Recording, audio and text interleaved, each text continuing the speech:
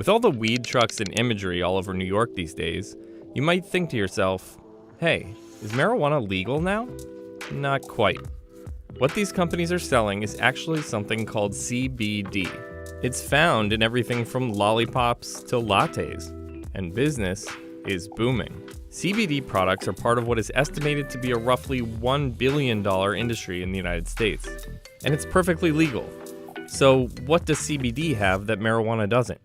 Fact of the matter is, we're kind of in the midst of the CBD craze right now. Martin Lee is the director of Project CBD, an educational platform that focuses on cannabis science and therapeutics. CBD stands for cannabidiol. That's a component of the cannabis plant that has significant therapeutic properties, but it's not intoxicating. It doesn't get you high like a THC. As it happens, not all cannabis plants are created equal. Take a look at these two varieties. One is marijuana, the other is hemp. One gets you high, the other doesn't. The key difference is what's on the inside. THC and CBD are the main components of the cannabis plant. THC is what makes you feel high, and marijuana plants are loaded with it. I don't know about y'all, but I can't even move. Hemp, on the other hand, has hardly any THC at all. But what it lacks in THC, it makes up for with higher amounts of CBD. Now, CBD won't get you high, but it does have a redeeming quality. It's legal. And at least according to the marketing, it has a relaxing effect. So since this stuff is all the rage, let's see how it's made. So once you have a cannabis plant, one simple way to make extract can be done in your own kitchen.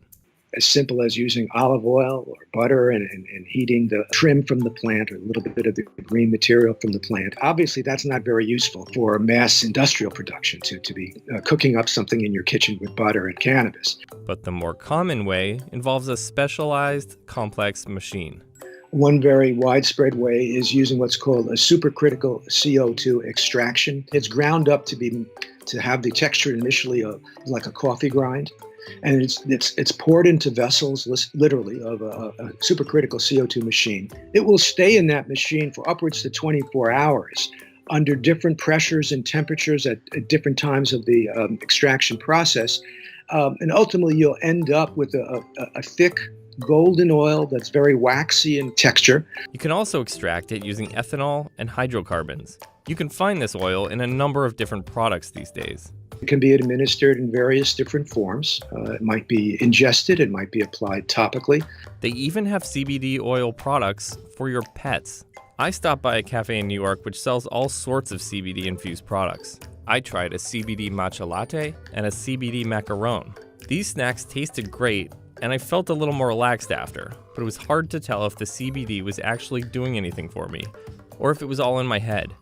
Scientists are actually still trying to figure out exactly how CBD affects the body.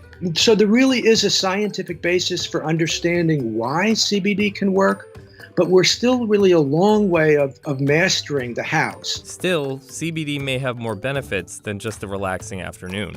Some initial studies have shown that CBD can help with a number of different medical conditions. In fact, in June 2018, the FDA approved the first CBD drug, Epidiolex, which is used to treat epilepsy.